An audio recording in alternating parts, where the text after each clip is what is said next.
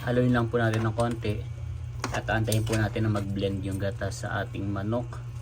Ito po ay papakulon ulit natin at medyo papaigahan hanggang sa magmantika po yung ating adobo. Ayan mga kayami, tapos na po tayo magbalot ng ng mga regalo. Bounce.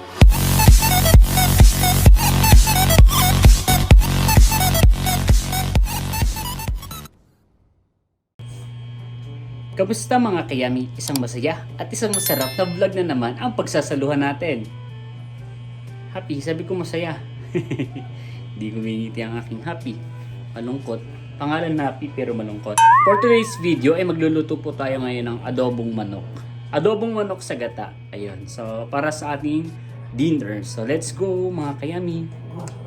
Sa pagluluto ng adobong manok, syempre meron tayong karning manok, coco mama, nagata, paminta, sibuyas, bawang, dahon ng laurel, suka, toyo, tsaka syempre mantika. Ayun, so magluluto na po tayo. Ayan. So magpapainit lang po tayo ng kawali and then igigisa na po natin ang sibuyas at bawang.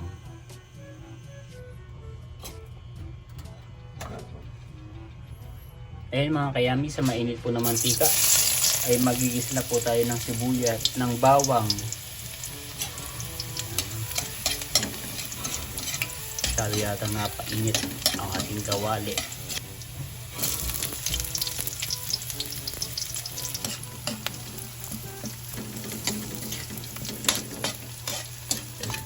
Kapag lumabas na po yung aroma, pwede na po natin ilagay yung ating manok.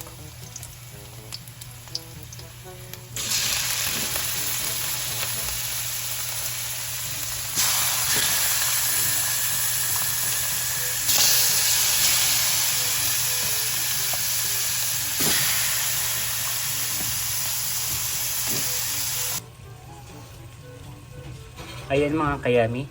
So kapag light brown na po yung ating manok, pwede na po natin lagyan ng toyo. Toyo. Yan. Tapos lalagay na rin po natin ng suka. Dahon ng laurel.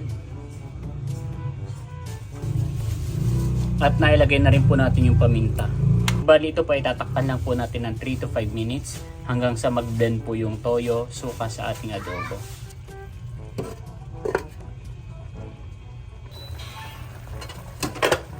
Yan po at kumukulo na. Atin lang pong hahaluin ng bahagya. Tapos ay papahinaan po natin yung apoy at antayin po natin medyo mabawasan yung sabaw. Ayan mga kayami, at malambot na po yung ating yung ating adobo. So ilalagay na po natin yung ating gata.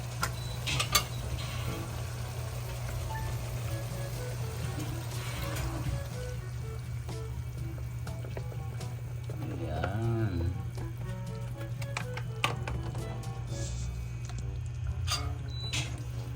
Haluin lang po natin ng konti. At antayin po natin na mag-blend yung gata sa ating manok. Ito po ay papakulon ulit natin at medyo papaigahan hanggang sa magmantika po yung ating adobo. And then, pwede na po tayong kumain mga kayami. Sige, nakabidyo ka. Kagatin mo ako, nakabidyo ka. Kala, mababash ka. Sige. Sige, mababash ka.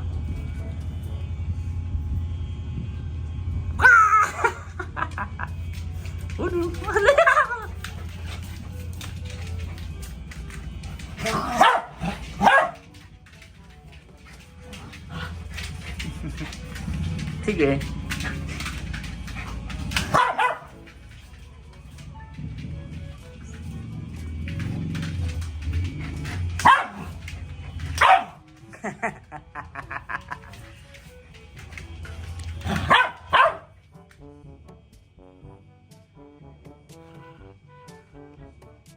Sige, kagatin mo ako.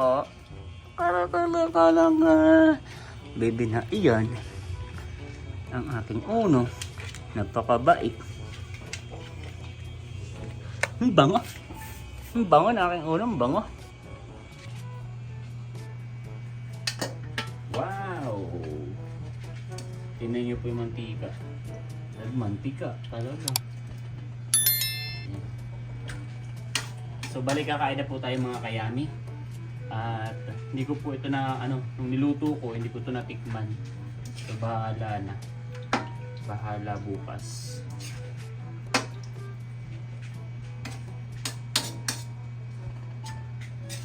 So bali nagmantika lang po talaga ito, hindi po natin nilagay ng mantika. Ayan ha. Baka ako mag-bash sabihin, daming mantika. Yeah, so hindi natin dadahatin kasi marami pang kakain mamaya. Eh po, kasama lang natin sa bahay ay si Papa Lee, ako si Andeng. At mauuna na po kami kumain dahil alas 9 na, magutom na rin naman po talaga. At kami po marami pang ginagawa. Dahil dyan, tayo po kakain ng mga kayani. Kain po. Only on the Weekend Squad official Facebook. Di pa siya naghahanda eh. Maghahanda na rin daw sa nag-birthday siya nung 16. Kaya lang namigay lang siya ng mga bigas.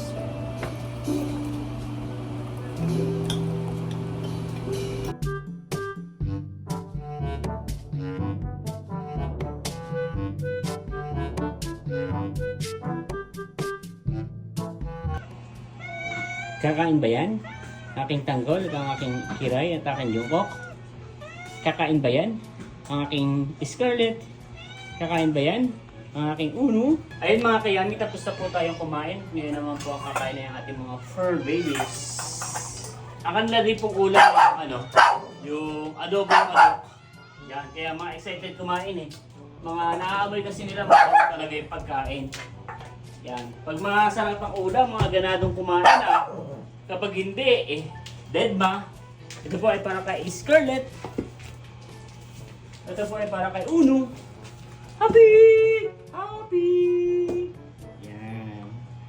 So, po tayo ngayon. Maghuhugas na tayo ng mga pinagkainan.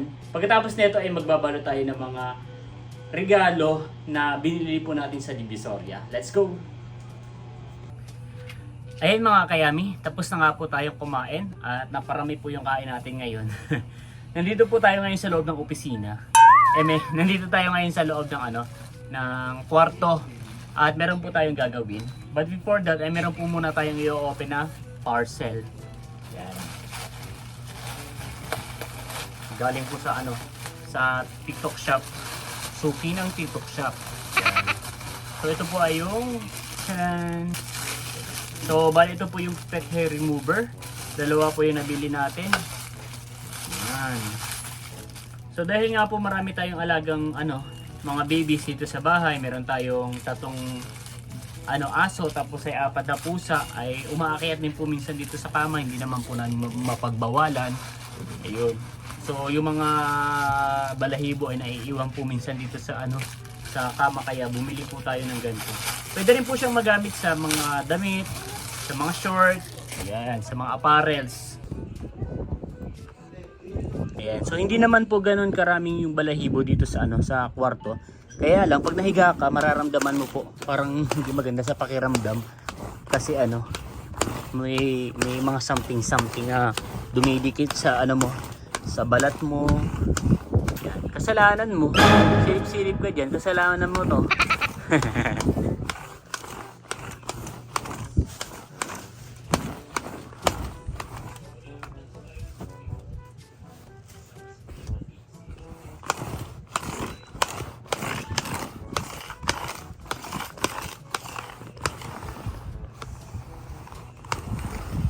Baka pwede ako maging endorser. Pero yan, to check kung may mga natanggal, ipipress lang po natin dito sa likod. Then open. At yan, meron talaga mga dumi-dumi na naiiwan dito sa loob ng kama.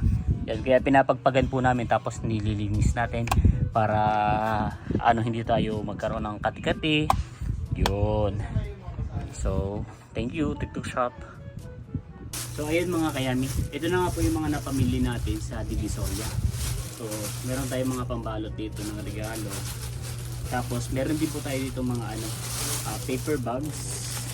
Yan. So yung ibang mga damit na ipapamigay po ni Papa dito sa mga ka-work niya ay hindi na po nila babalutin yun. Bali na lang po natin to i-paper bag. Pero yung dito po sa bahay, para sa pamilya po na Kuya Rodney, ay babalutin po natin ito para mas maganda. I-unbox ng ganun. Wawa sa akin. So ito po ay 1, 2, 3, 4, 5, 6, 7, 8, 9. So 9 pieces po ito. At ito po ay babalutin natin isa-isa. Let's go.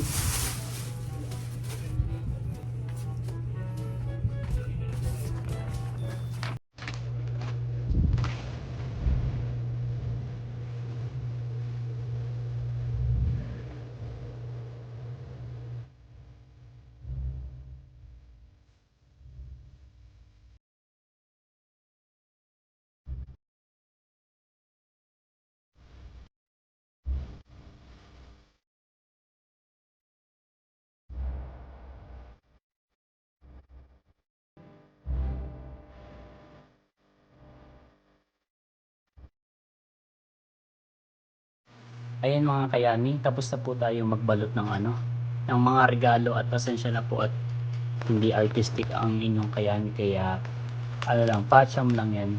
Patcham na lukot-lukot. Patcham na na balot. Yan, so kompleto naman Kuya Rodi, Kuya Ronnie, Cipriano, Teresa, Erica, Jingjing, Andrea, Asilani. Yan. Ano pala sa trabaho? Nandito po sina JR tsaka po si kadadating lang po.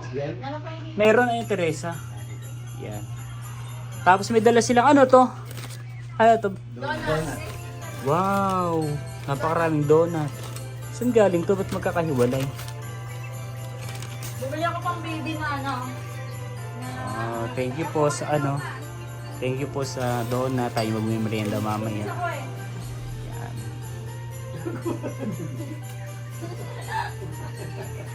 Kaya na kayo.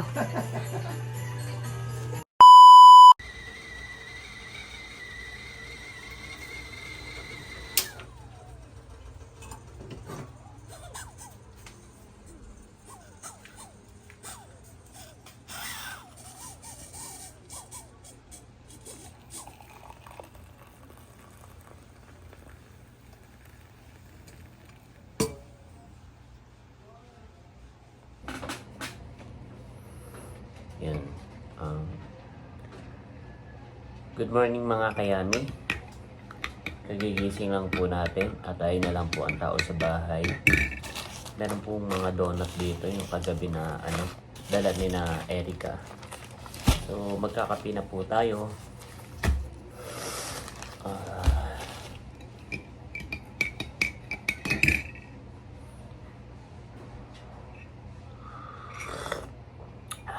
Sarap.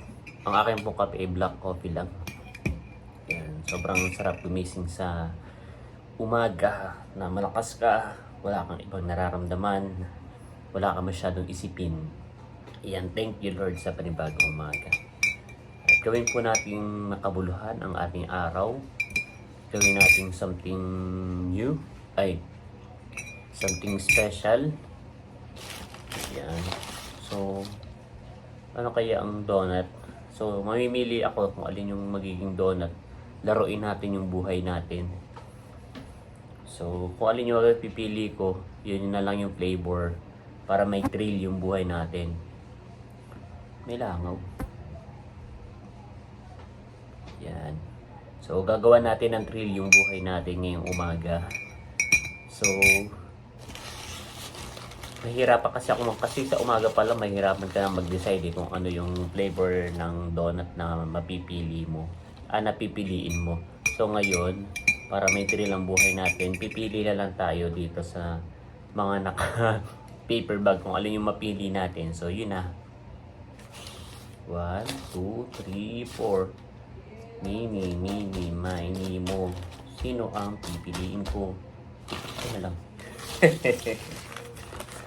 Ano kayang flavor to?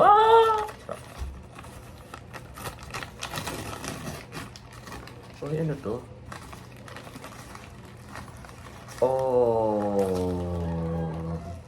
This is one of my favorite flavor in in donuts. Saktong-sakto. Orange. Yeah. This is choco butternut donut. Wow.